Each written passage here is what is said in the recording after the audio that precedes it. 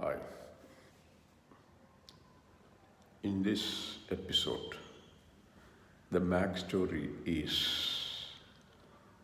the arrival of M.A. Ramanava, a professor who was working with Andrew B. Stelius of Soviet Union, and Mr. Professor Stelius had the title of academician, the highest title a scientist would go to in the Soviet system.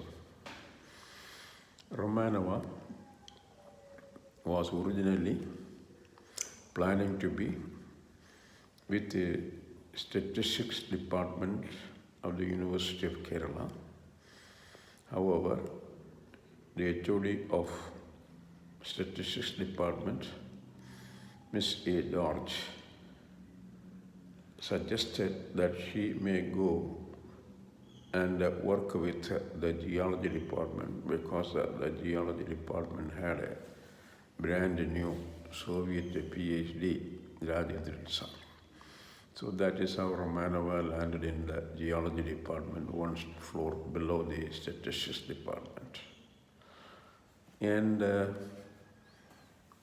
in fact, when she came down, she brought down a small library of books and some journals. And one of the books is on mathematical geology by A.B. Stelius. And the English version was published by the Consultants Bureau, New York, a division of John Wiley and Sons. The Consultants Bureau publishes cutting-edge science books in languages other than English. So, for some reason, there was a copy of the same book in our library in the geology department. Strangely.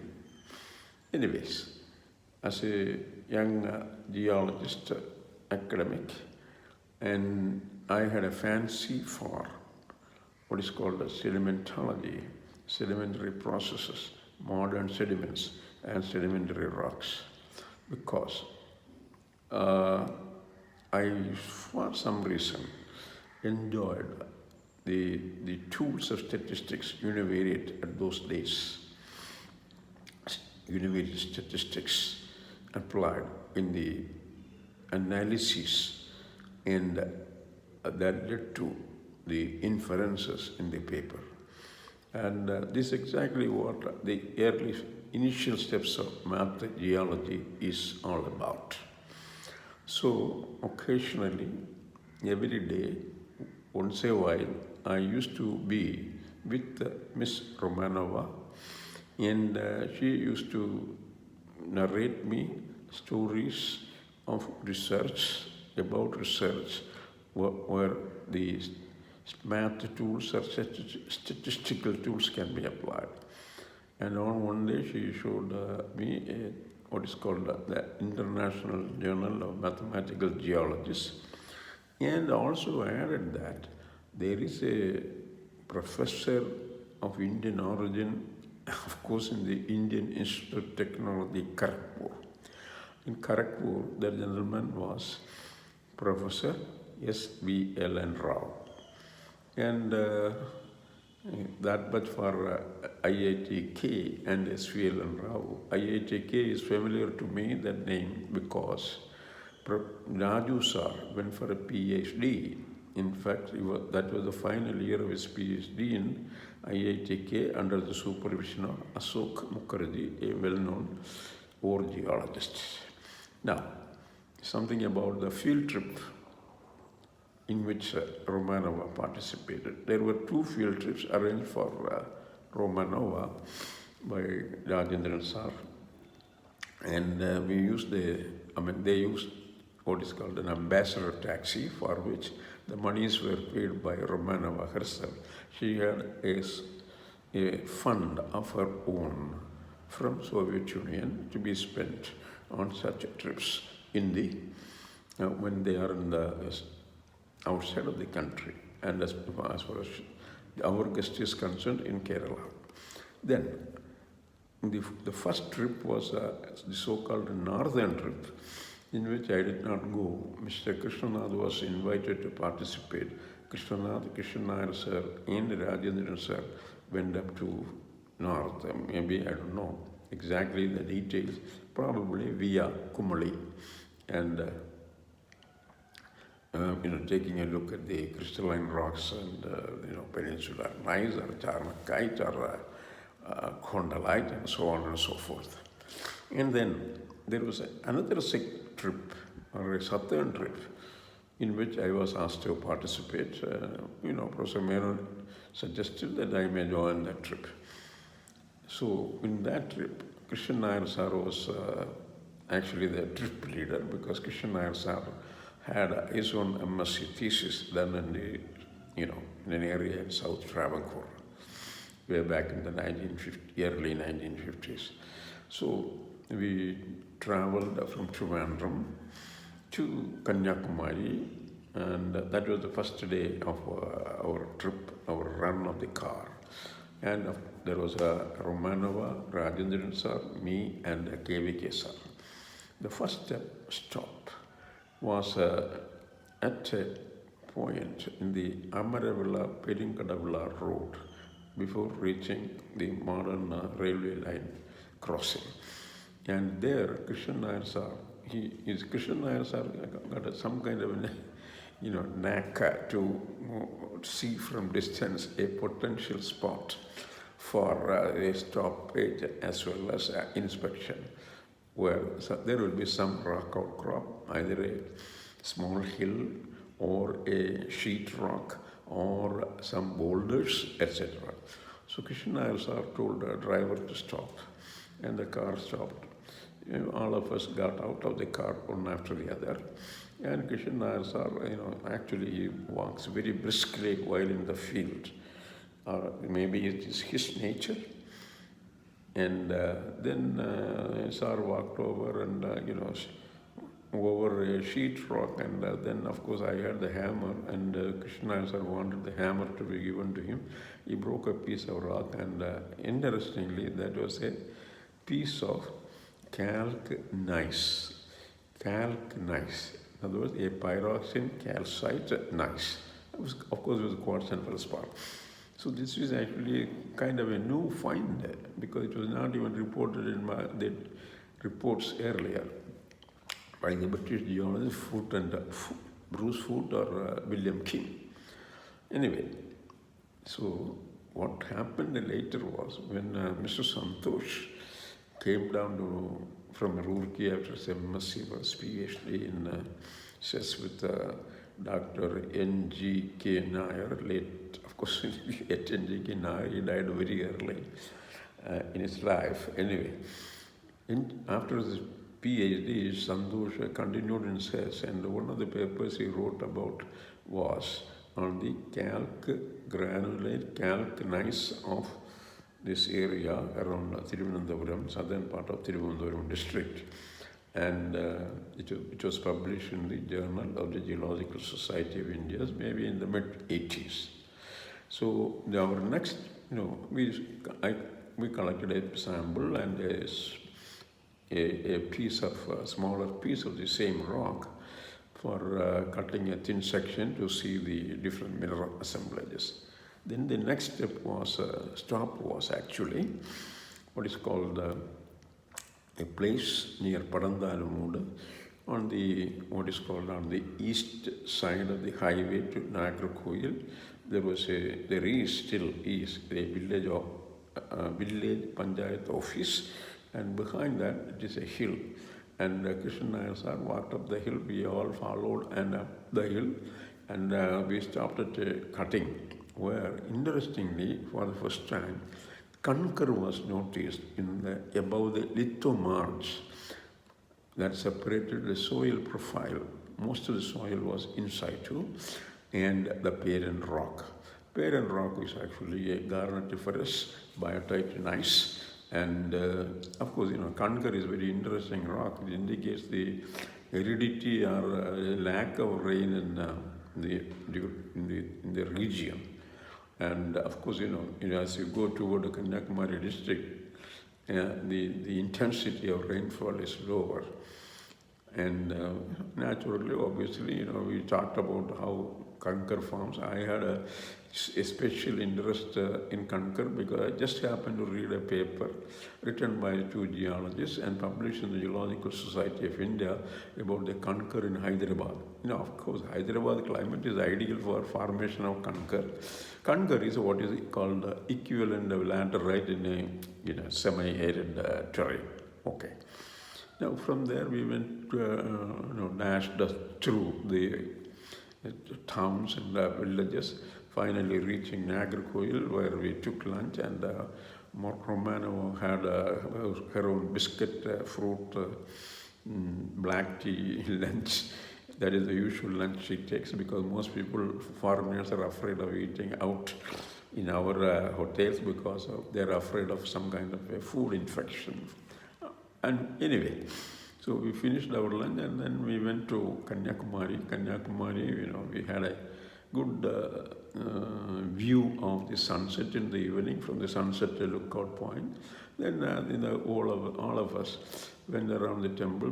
This Miss Romanova also went to the inner precinct of the temple in Kanyakumari. Then we retired for the night.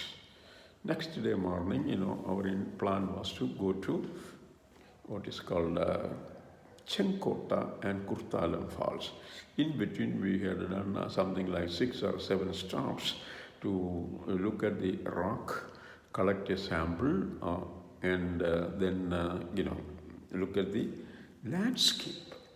We always travel with a topographic sheet, and the interesting thing about this region is you can see in the southern parts of Tirunelveli district where we were going through, huge bone hearts. Bone heart is actually something like what is called the phallic symbol of Shiva, and with the steep slopes and fairly tall hills, at least 50 plus feet above the local ground level. And then there is a pedimented slope, and the pedimented slope was covered with the red soil, or as it is called, terri.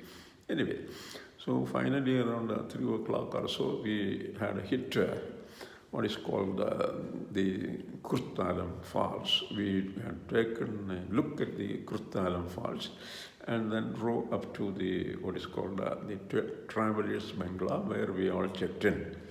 And then, of course, after a break of about 15 or 20 minutes, myself, Krishan Nair sir and Rajan sir, we reverted back to the falls and for a good bath in the falling waters of the Kuttalam Falls.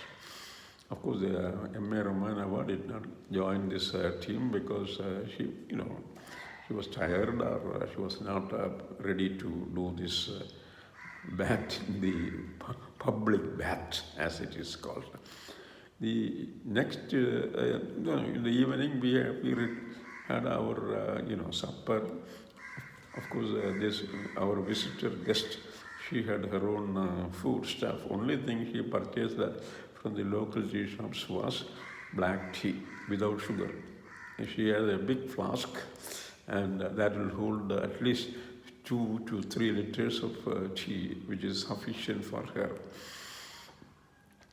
Then the next morning, we started off from the Kuttalam, TB, and to reach the Thiruvananthapuram, was like around 11 o'clock.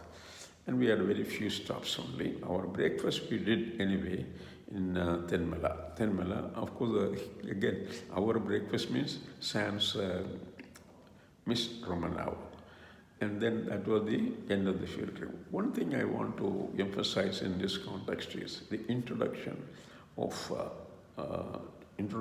to the what is called mathematical geology offered to me by Miss Romanova, created an extra interest in that field of specialization for several things. There was not many people in India were working on what is called mathematical geosciences, except for Professor S.V.L.N. Rao. Now, about S.V.L.N. Rao, M.A. Romanova left the geology department by August, I think, and in the month of August, early part of August, the latter part of August, I saw an announcement on the winter school being held in the IIT Kharagpur on mathematical geology. Professors Merriam and Professor John Davies were supposed to be the resource persons. I applied for the admission and a position or a seat in this so-called winter school organized by the IITK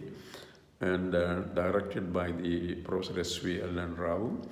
Well, of course, I was accepted. Professor Menon recommended. University forwarded the request to the IITK, and I got a place. Then I made the so-called this winter school was supposed to begin on the 1st of December. And I reached November 30th, maybe in the afternoon, the Kharagpur station. There I was received by a young man, a geologist researcher, and under the instruction of Dr. Rao. I took a tonga and the other man took his own bicycle, and we reached our residence within the campus and the hostel. But there was the next day only, I met Dr. Rao briefly on the same evening, and Dr. Rao told me that, Vikramji, I have a bad news for you. Bad news is very simple. The winter school will not take place. He said he will explain all those, why this so, etc. the next day when we meet. When I met Rao again around 9 o'clock in his office in the IIT Kharagpur in the Department of Geology and Geophysics. And then Dr. Rao said for some reason Mr. Professor Merriam and Professor John Davies did not get the dollar support to make this trip because the Indian expenses will be met by the UGC. Well, without the dollar support, it is impossible for those people to come over to India because the plane fare is huge, even those days. So, what do I do next? I was not informed. In fact, I was informed. However, because from Trivandrum I had to go all the way to Kharagpur, I started early from Trivandrum. And after my departure, only the message of cancellation came to the geology department. All right. Then I spoke to Dr. Rao, said, sir, I will want to do a PhD with you under your supervision. Then he very bluntly told me that no, I have a question and I have the answer. You just come and solve it. You will have no problem. But one condition, I will have to, Professor Rao told me that you have to compete in the open selection process that will be carried out, that will be implemented by the IIT Kharagpur. All the IITs do that open selection process. There will be a written test. If you qualify for the written test, then you are called for an interview on the same day, forenoon, afternoon basis. And if you qualify for the interview also, then you are in with a fellowship. So, well, what had happened was, I had taken the test, I had taken the interview, I cleared it in the month of January or maybe February. Well, Professor Menon did not object to my application or applying for a fellowship for the PhD in the IITK for some reason then. And moreover, when I went over to IITK, Raju Philip sir, after conclusion of his PhD thing, had gone back to Thrivikramji, so I could not meet Raju Philip sir. I met him only in the month of January before I departed to January 1971 it is. I departed to IITK for the interview process. In fact, I had opened a bank account in the SBI branch in IIT campus. Then I came back, and then it is a big catastrophe. That is what happened, about which I will do a story in the next episode. Yeah.